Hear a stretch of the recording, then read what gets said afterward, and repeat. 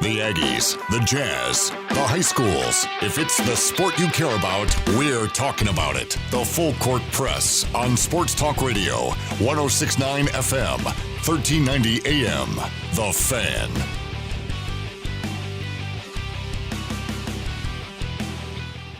Happy Thursday, everybody. Welcome to the Full Court Press, 106.9 FM, 1390 AM, The Fan, and 1069thefan.com. Happy to have you guys joining us.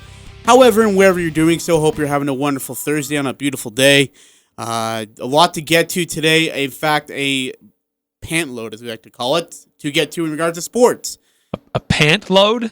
Yes, a pant load. You ever heard pant load? I don't think I've ever heard that term, a pant load. Yep, it is a pant load today. Okay? That has images in my mind that I don't want to have in my mind. Well, that's your problem, not my fault. Eric Frandsen is finally back. He returned from his summery vacation of 2 days, 3 days actually. It was 3 days. Not a vacation. It's a lot of driving. Yeah. Eric Frandsen, I'm Ajay Salvesen. Thanks for joining us again, however and wherever you're doing. So if you want to participate in the show, you can always text in at 435-339-0321 or call in at 435-752-1069. Hey, are we still keeping that secret about... Okay, never mind.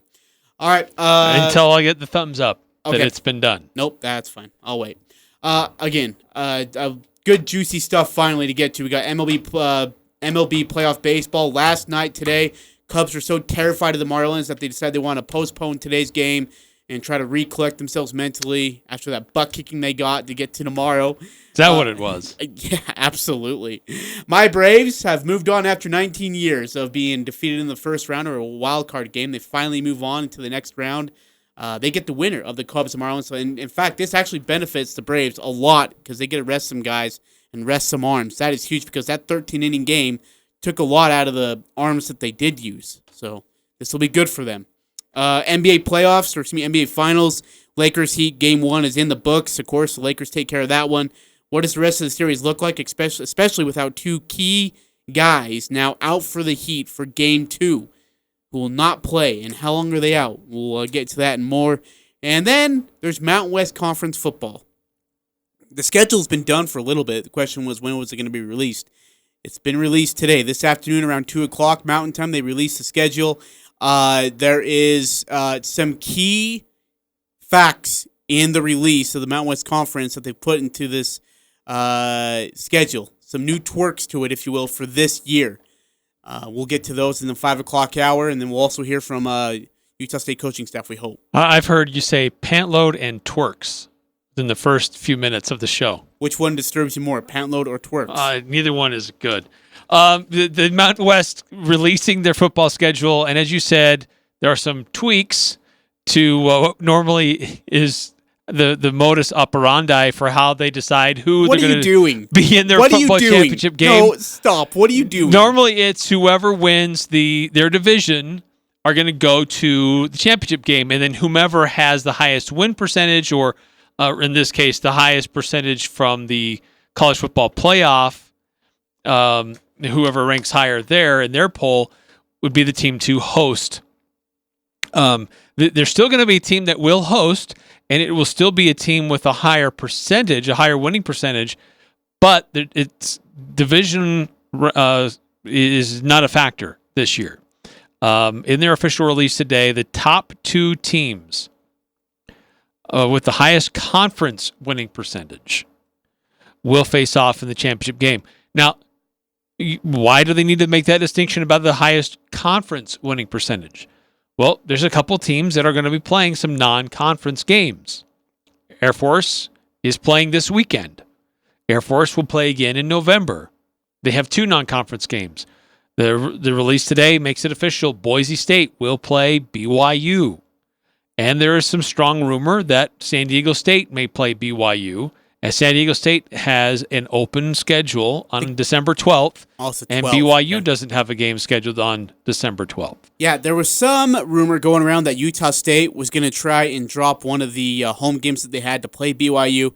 Made no sense at all, though. I don't know how you would have made that fit. Yeah, apparently now I don't think they've released a schedule. It is what it is now. So whatever thoughts that they had about doing that apparently did not materialize. So the schedule's out. You can see it on CashValleyDaily.com. But bottom line here is that it's 8 straight weeks, and it's kind of a back and forth for Utah State. They open at Boise State. Boy, how's that to get things going? Right out of the gate. Go take on the reigning champs. Then they host San Diego State. Then they travel to Nevada. They host Fresno. They travel to Wyoming. They host New Mexico. And then they get Air Force. So they have New Mexico and Air Force in back-to-back weeks in Logan. And then they finish on the road December 12th at Colorado State. Mid-December in Fort Collins. That's going to be fun. Yeah, can't wait. All right, so since we now announced the schedule of what it's going to look like, let's get into the the nitty and gritty of the schedule. I'm speaking Indian today, man. I really am sorry. It's great. It's great, yeah, sure is. And again, if you want to participate in the show, we'd love to hear what your thoughts are on this schedule, what it's going to look like, what your predictions are. Is it too early to set the over-under? Should we set an over-under on this for the season of wins? Honestly, it's too early for me. I would not participate in this game because I need to know more about what Utah State has. I didn't know until today that Chase Nelson's out for the year because he had season-ending shoulder surgery in August. But they released this, he's on some award watch listing, but he's not going to play this year because he had season-ending shoulder surgery in mid-August. Okay. So I don't know who else is available. I don't know what the transfers look like yet. So it would be too hard for me to say what the over-under is for Utah State. Just too many unknowns for me right now. Again, at Boise, home against San Diego, at Nevada, home against Fresno. It's just it's just a home and away split really almost the whole entire way. And then at Wyoming on November 21st. And then home against New Mexico and Air Force, which, by the way, being home against Air Force is major. I really wish we'd be playing Air Force on, the second week of the season, though. Because Air Force in their prime, when they're finally getting going with rhythm, second to the last game of the season scares me just a tad bit. I've always had mixed feelings about when to play Air Force. You play them early, it's part of your packages. You can work on it in your fall camp, so it's fresh on your mind of how to play against them. Or do you play them late with maybe there's some hope that that team is banged up after trying to run through a regular schedule with as hard as they play, and they don't usually have the same level of depth that other teams have or size. And so, but I've gone back and forth on that. The bottom line is it's always hard to play Air Force. We don't really know what New Mexico is going to look like this year. There's a new coaching staff. Otherwise, if it was as it was before, that schedule lines up nicely for Utah State to play Air Force because New Mexico was a similar style to prepare for. So you'd have back-to-back weeks of a somewhat similar style of play. But don't know what we're going to get out of Mexico this year. But when you look at this schedule, Utah State's home games, teams that will come to Logan, at least are scheduled to come to Logan, barring any strange COVID stuff. San Diego State, Halloween weekend. Fresno State, November 14th. New Mexico, Thanksgiving weekend. And Air Force, December 5th. The other thing to keep in mind here, according to the release, these dates aren't necessarily set in stone just yet. There you go. That's the kicker. There are games, and they use the words, several games, quote unquote, that will be moved to Thursday and Friday. We don't know what games will be moved to Thursday and Friday. So let me throw this out. Just because it would be one of those big-time matchups, if Boise State and Utah State would have been playing over Thanksgiving weekend, I imagine they would have been playing on Thanksgiving night. That's a big game for the Mountain West Conference to put on a Thanksgiving night. I would think that they would have probably moved that one to Thursday. Yeah, maybe. CBS Sports, Fox Sports, they're going to look at what's available to them. The secondary TV rights holders will then look at other opportunities after that. And that's another thing you brought up on Twitter. You actually, and this is a really good point you brought up when you tweeted this out, that the big teams will get their picks first of what they want to do, or of which teams are going to go where, Texas or Ohio State, with Fox and whatever. And then will come probably these other teams, Boise State, Utah State, San Diego State, and how they'll match up. The key is that with Fox and CBS, there would be more daytime games. That was the hope. Whether that still happens or not with the way this whole conference schedule thing with everybody else being involved now is, I don't know what exactly is going to happen. We don't know. We don't have a time zone games on any of these games as of right now. Let's see. Did the Pac-12, did they release their schedule? Nope, they have not. Because Fox is going to be very interested in that. That's true. But again, and those are West Coast games, so maybe they take those West Coast games and play them later in the night. Okay, so the report is that the Pac-12 will announce their schedule on Saturday, and they'll do so in conjunction with TV partners ESPN and Fox. Oh, I was going to say, why they wait until Saturday, but that would explain everything right there. Yeah, Big Ten did that during the Fox Big Noon Kickoff program. So expect the Pac-12 schedule to be released this weekend. I am pretty sure Fox and their media partners will have probably first dibs on what games that they want, and then the Mountain West will come after that in the pecking order. And then once Fox and CBS have their picks, then you get to other options, CBS Sports Network and AT&T Sportsnet and things like that were possibilities where these games could happen. And then, with some of these other non-conference games happening, those could be on other networks too. So yep. The dates could change. We don't know the kick times. Let's just hope the later in the season it goes, the earlier in the afternoon those kick times are. Amen. Who's going to want to go to an 8 p.m. game in the middle of December in Logan, Utah? Yeah, it's going to be brutal. So again, Utah State will open their season at Boise State. Like you said, what a way to open up the season. The Aggies head over to Boise to play the Blue Turf Broncos. That, by the way, it's the 15th oldest rivalry for Utah State. There's been 24 previous meetings, and then they'll they'll host San Diego State on October 31st on Halloween night. That'll be the 14th meeting between the two programs. The month of November will begin with a road game at Nevada. That'll be the 26th time those teams have met. 14th most played in rival school history. Then come back for Fresno State. 32nd time they've met. Go to Wyoming. That will be the 71st meeting, which, by the way, is the fourth oldest rivalry for the Aggies. And they'll end November and begin December with back-to-back home games. New Mexico and Air Force. 13th meeting, or I guess the 13th oldest rivalry. There's 26 meetings before that with the Lobos, and then the Falcons right after that. Colorado State will conclude the season December 12th. As of right now, that's December 12th, with 76 times they have met so far. And I honestly, that's a game out of worry just a little bit. If you're in contention for that Mountain West Conference Championship bid, for some reason, that Colorado State game scares me. And especially if it's at Colorado State. So Utah State plays 8 games. 4 of those are against new head coaches. Yeah. Well, teams with new head coaches. I should say. There's been some question about fan attendance. Mm-hmm. Utah State, in their release about the schedule today, saying that ticket information will be announced soon. Limited number of fans will be allowed inside based on safety guidelines. So we don't know what that is yet. We've seen that there were some fans that were allegedly going to be allowed at BYU, and then that got kiboshed because people down there act like they don't care, and then they get spikes in corona. But we don't know what those levels are going to look like here in Logan, where these games will take place, these 4 games. So I think that the first thing is to determine, when will these games happen with the TV partners involved. They'll decide days and times, whether it's on a Saturday or even on a Thursday or a Friday.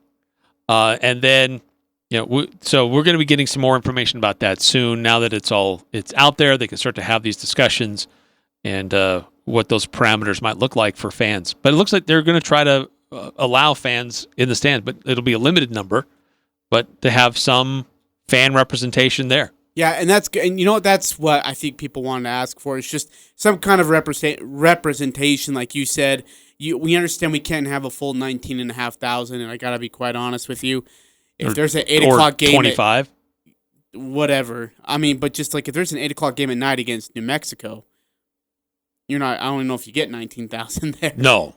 So I say that with all due respect. So. Yeah. But we'll get into more Mountain West Conference and Utah State football discussion in the second hour. Yeah, we are expecting. We don't know exactly when or who, but we are expecting to have an interview with a defensive coordinator from Utah State University. There's two of them. We've requested to speak to one of them, one of the two.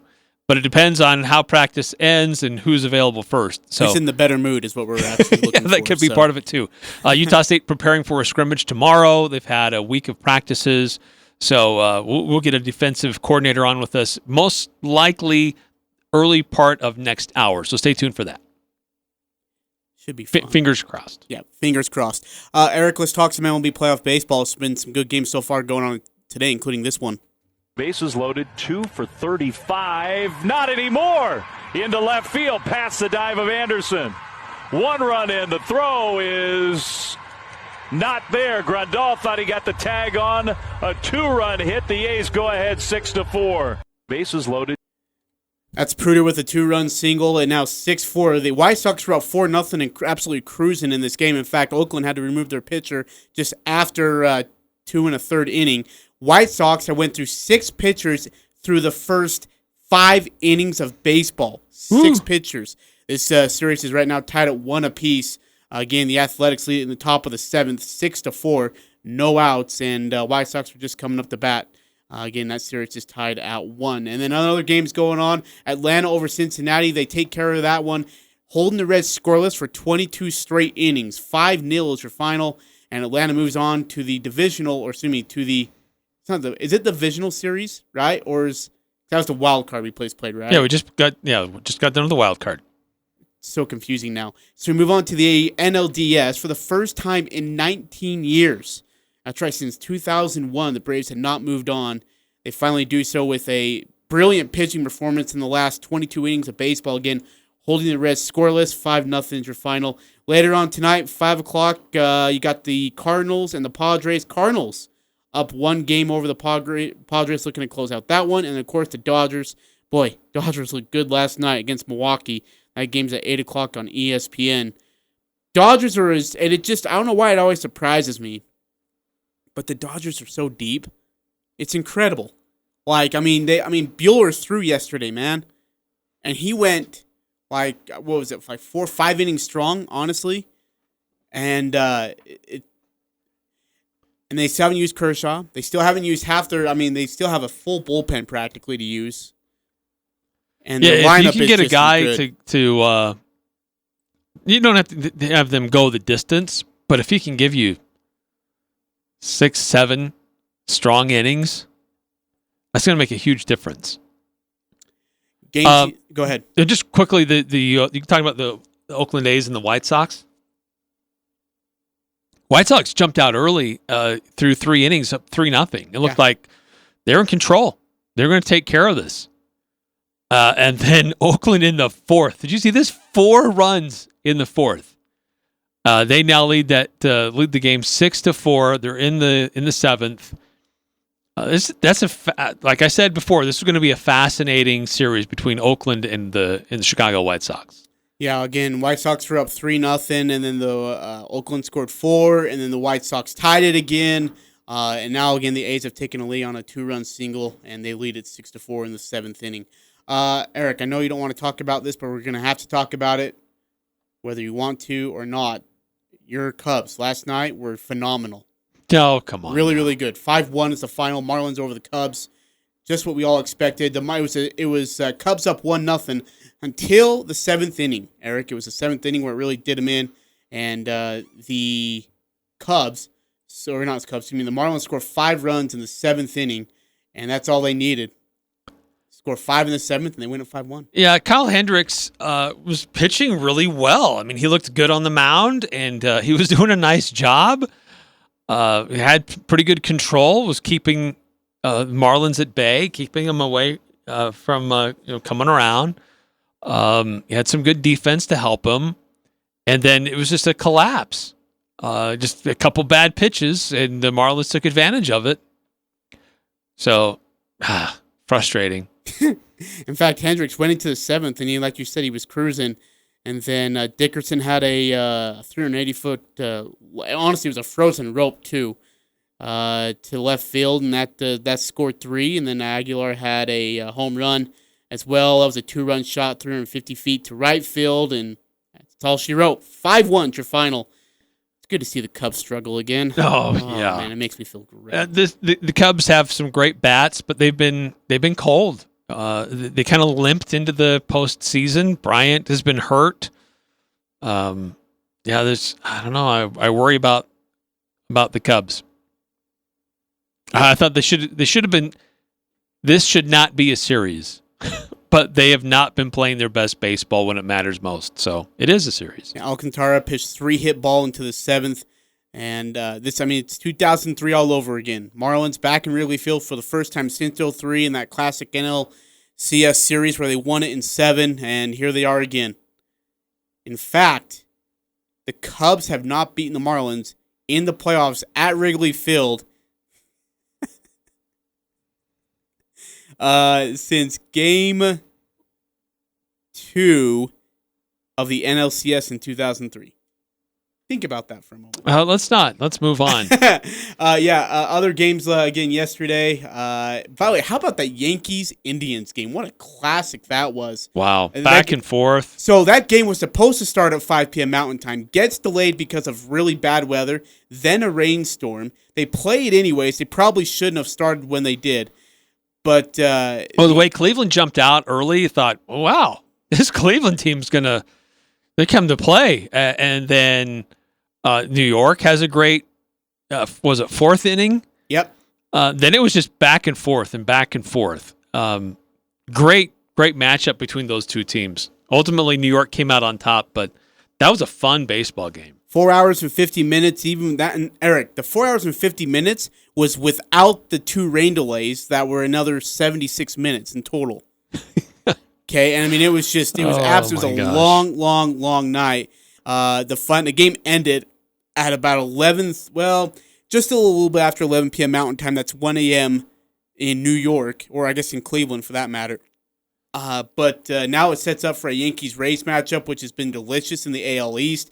Rays are the top team. The Yankees, I would say, are the hottest hitting team right now from what they've been going through.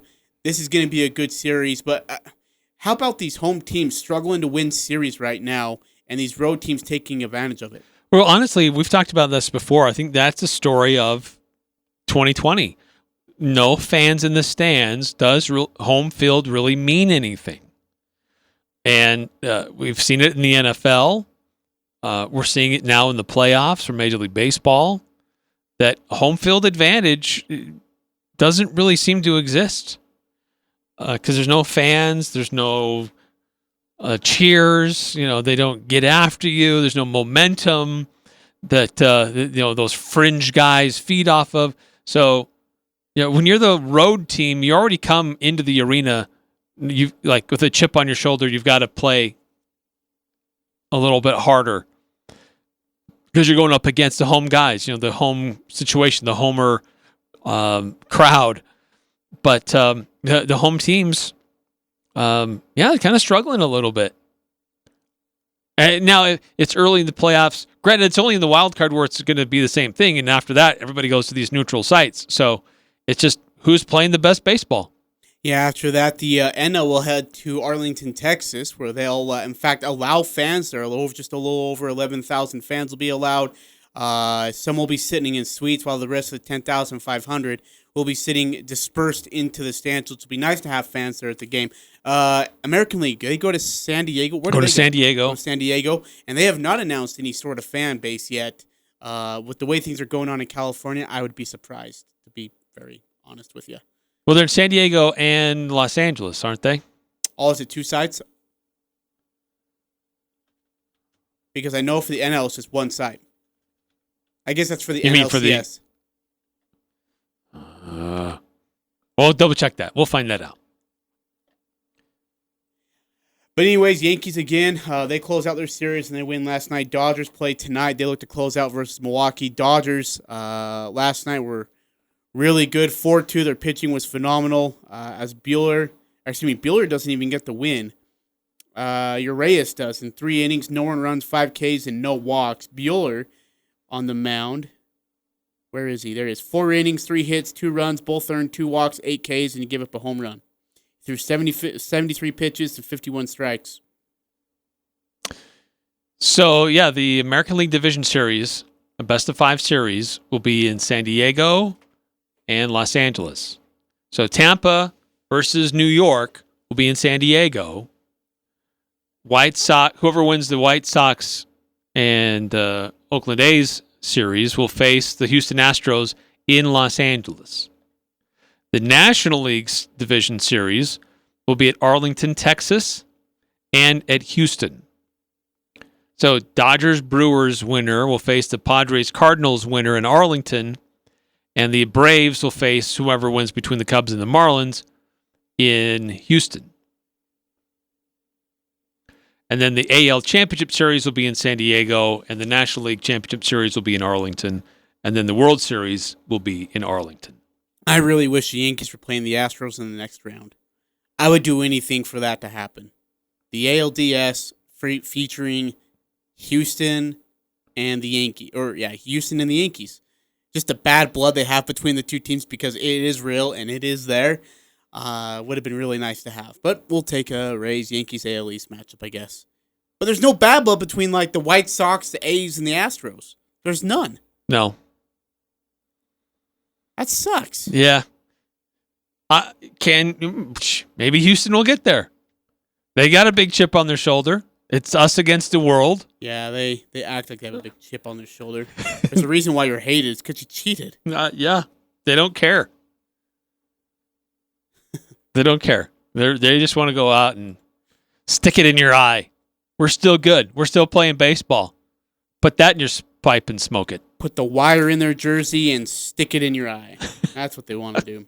All right, let's go ahead and take a break. Coming back, we'll get to some NBA playoff basketball. Game 1 of the NBA Finals has been completed. Lakers win Game 1. How did it look, and how bad a shape are the Miami Heat are in? The Aggies, Jazz, high schools, even the Pee Wee's T-ball team. It's the Full Court Press on Sports Talk Radio, The Fan.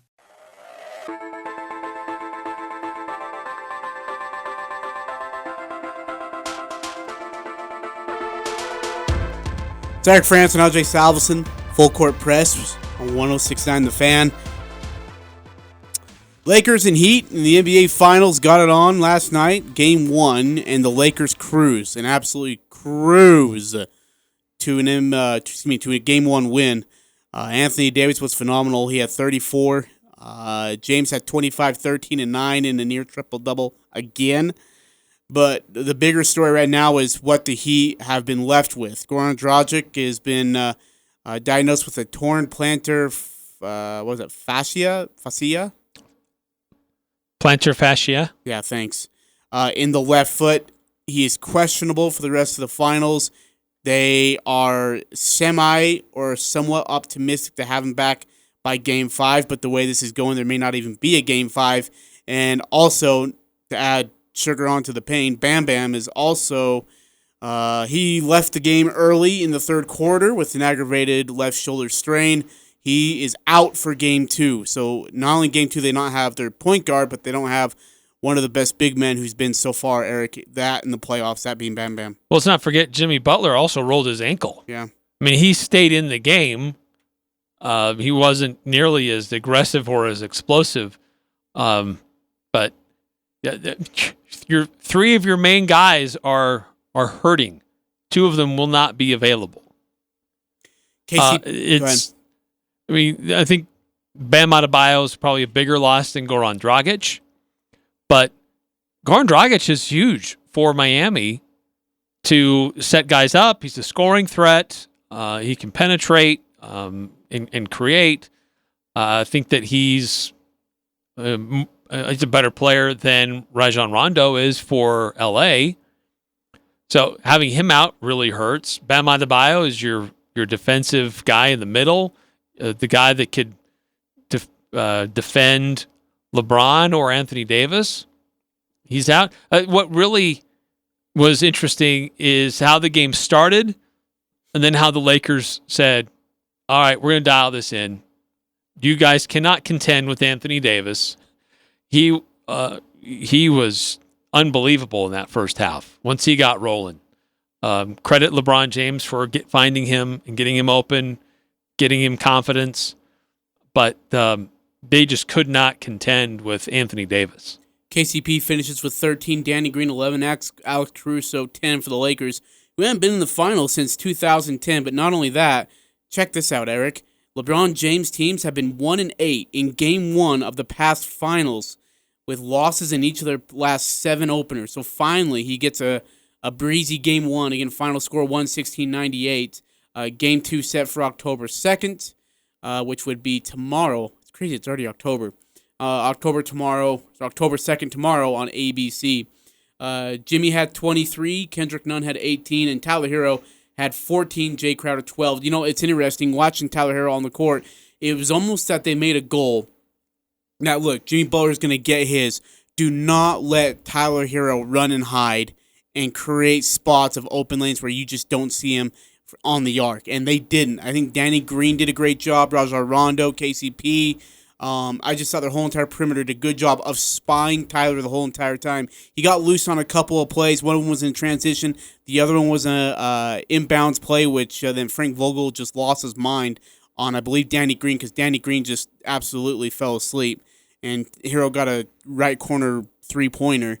But after that, he was pretty much held in check the rest of the way. It was really great. We're going to talk about the offense, sure, but I think that defense for the Lakers turned up a lot of notches, and he just didn't have any way to respond. Yeah, it really seemed to be the most aggressive defensive performance by the Lakers that I think I've seen in this postseason.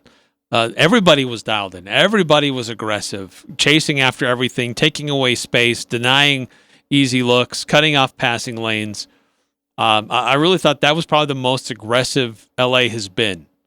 The other thing, too, is they were just beasts on the boards. Yep, absolutely. I mean, the rebounding disparity was so big. We knew it was going to be in LA's favor, but I wouldn't have guessed it would have been such a disparity. 54 rebounds for LA, only 36 for Miami. Yeah, they also made 15 three-pointers. In fact, they're 21-3 this season when they make 14-plus threes. They were great from the arc. Ball movement was phenomenal for the Lakers. And like you said, Miami really, I mean, they were there for the first 6 minutes. They scored on 6 consecutive possessions.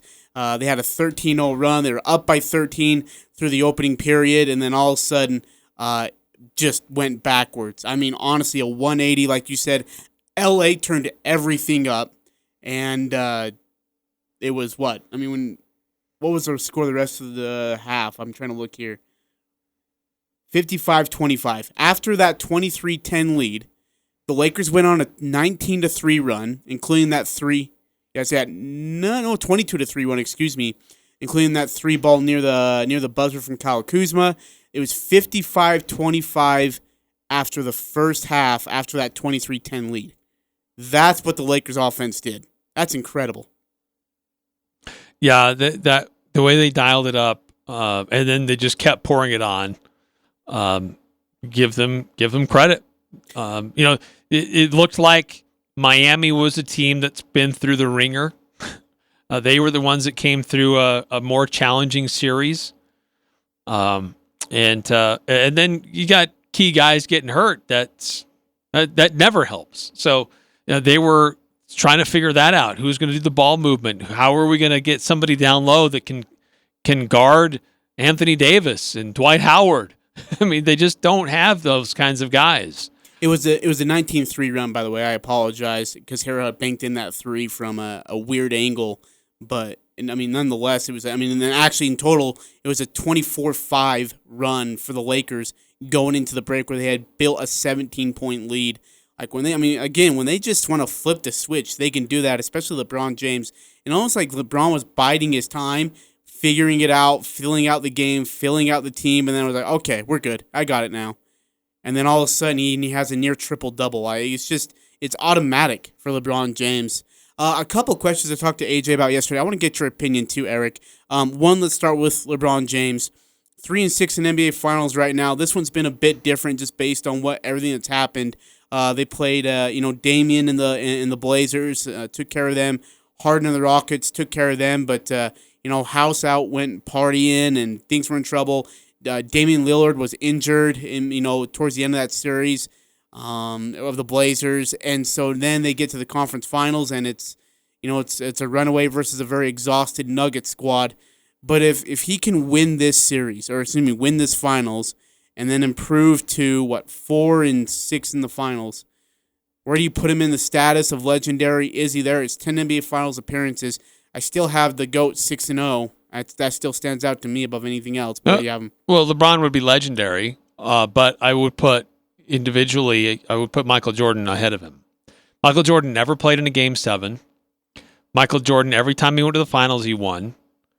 He won 3 straight, and then he left, and then he came back and won 3 straight. That's amazing, too. LeBron's never done that. LeBron never, Michael Jordan did not play with a host of Hall of Famers like LeBron has. So I think that LeBron, it's hard because LeBron has done some amazing things. Look, 3 different teams of the NBA Finals. I mean, it's an amazing career of what he's been able to do. And by the way, Eric, those 3 teams that he played for after they left, they never touched their conference finals after that. Think about it. It's true. After he left, they were garbage teams. They were in the playoffs and went to the finals. They were crap after that. Miami Heat, he went there. They went to 4 straight finals, left. They didn't touch the conference finals after that for quite some time. And then, in fact, ever since LeBron James left, they hadn't touched the conference finals until now. And then back with Cleveland, went to the NBA Finals. Four straight NBA Finals again. They didn't touch the final, and they will never touch the Eastern Conference Finals after this. And then with the Lakers, we'll see what happens. But it's incredible what LeBron has done. But as you said, 3-6 is that is 9 finals appearances, absolutely. And now it's gonna. I guess it's 10 now, based on whatever happens. But you're 6-0. You beat the likes of Magic Johnson and James Worthy in the first one. You beat Clyde Drexler, Cliff Robinson, and a tough Blazer squad.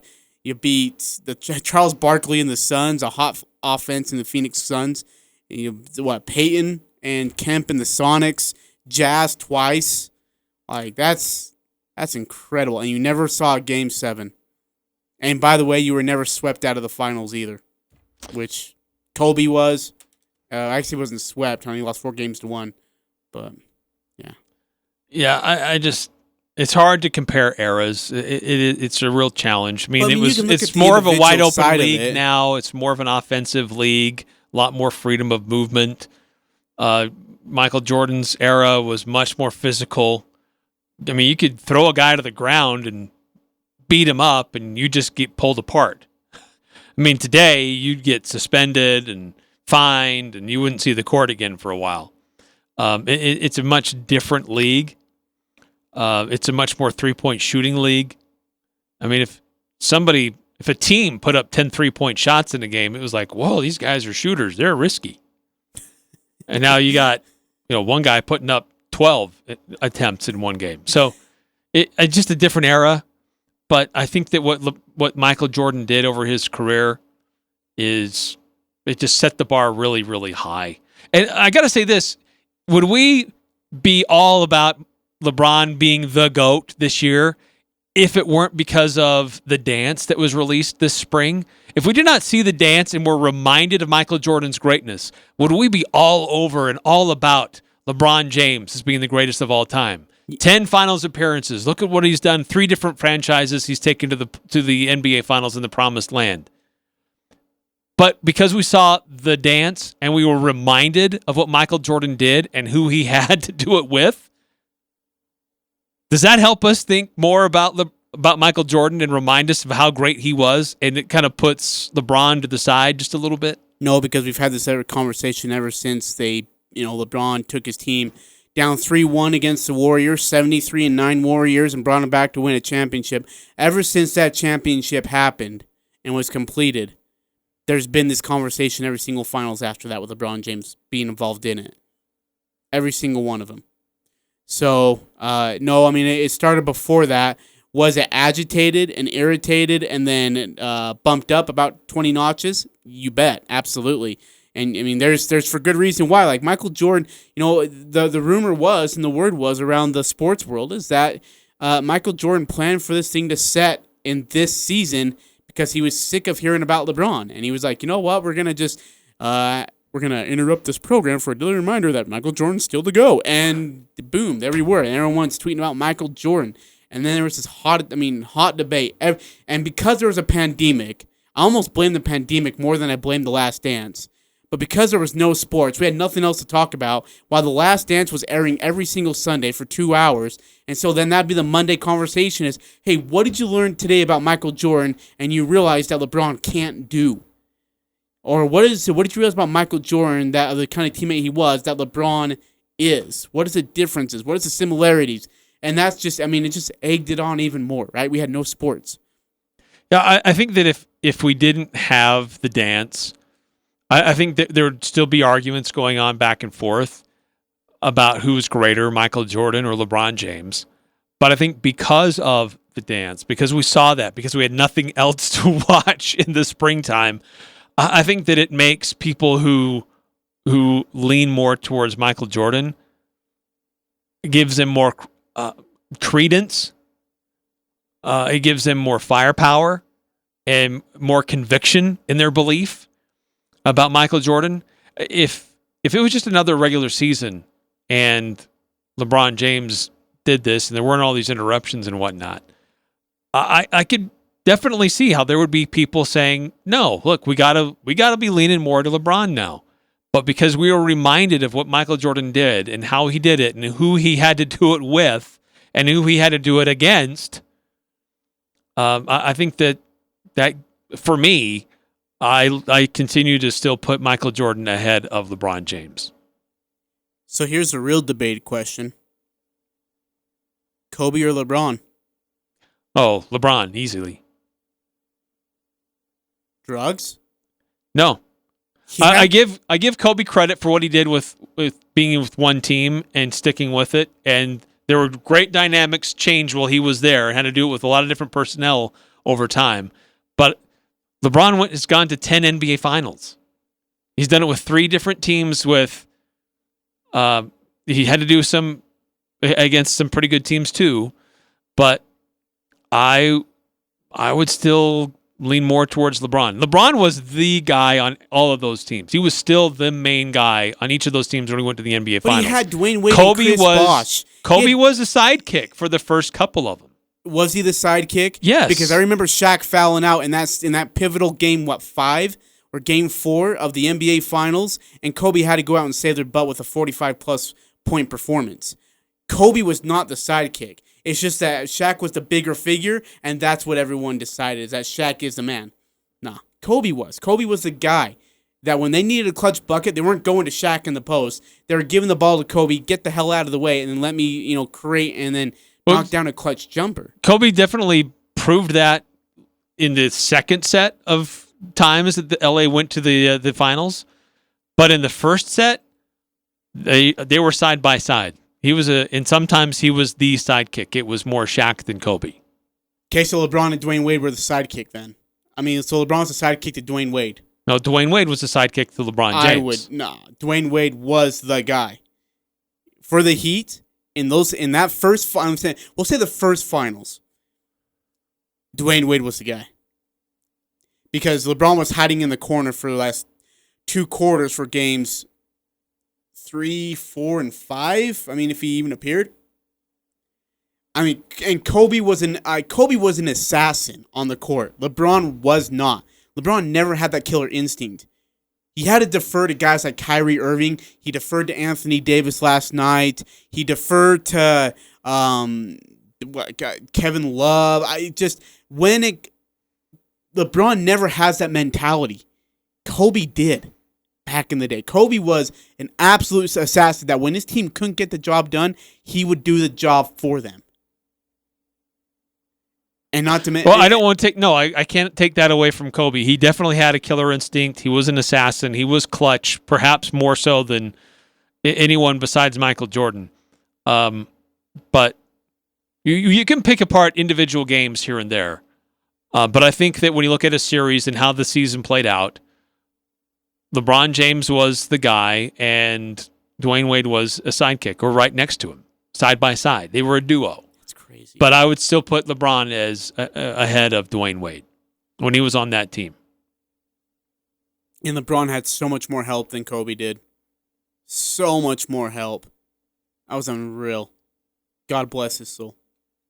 All right, let's go to break. Coming back, we'll get back to some MLB playoff stuff. We'll get into the Mountain West Conference full of nitty-gritty details. Well, and a big announcement in the NBA with coaching, too. Yeah, that's right. Got to discuss that. Doc Rivers didn't stay unemployed last long. And what other jobs are open and what other coaches are available? For the Full Court Press, weekday afternoons from 4 to 6 on Sports Talk Radio, 106.9 FM, 1390 AM. The Fan.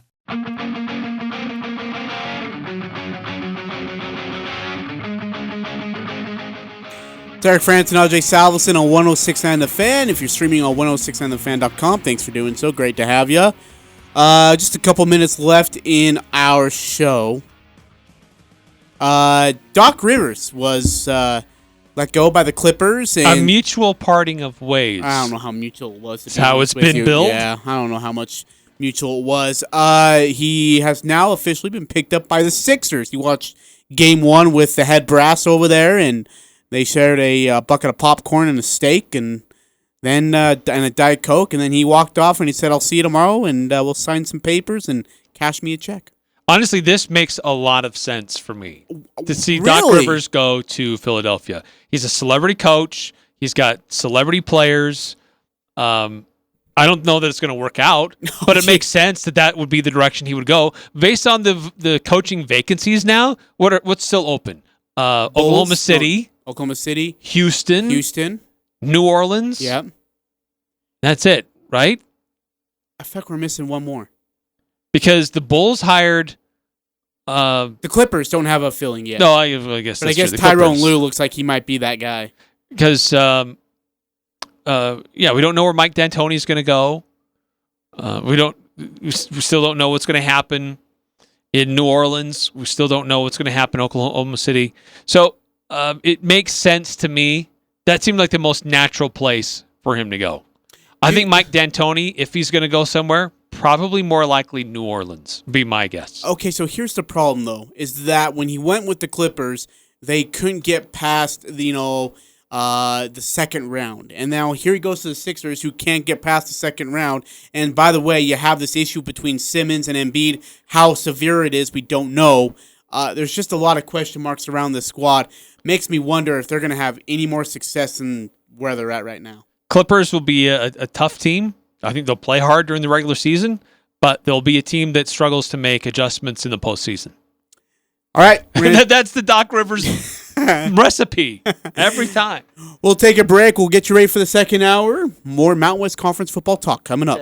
I'm Dan Patrick, and this is Above the Noise. The Lakers fell behind by 13 early to the Miami Heat last night in Game 1 of the NBA Finals, and it certainly looked like the beginnings of a classic series. But then L.A. turned out to be L.A., and it wasn't pretty for the Heat. The Lakers making a statement, a blowout win. They were bigger, better, tougher, and that's saying a lot because this Miami team has been through a lot already. Now the Heat face a challenge to make this series competitive. They played poorly and had to deal with multiple health issues. But maybe the biggest issue could be confidence. This was a young Miami team that got more and more swagger as the Eastern Conference playoffs went on. But the way the Lakers came out after the first quarter and hit them with a few haymakers might cause that confidence to wane a little bit. This year's playoffs have been unpredictable, so we shouldn't jump to too many conclusions after one game. But it's hard to feel confident this series will last a whole lot longer than 4 games, the way the Lakers looked last night. I'm Dan Patrick, and this is Above the Noise.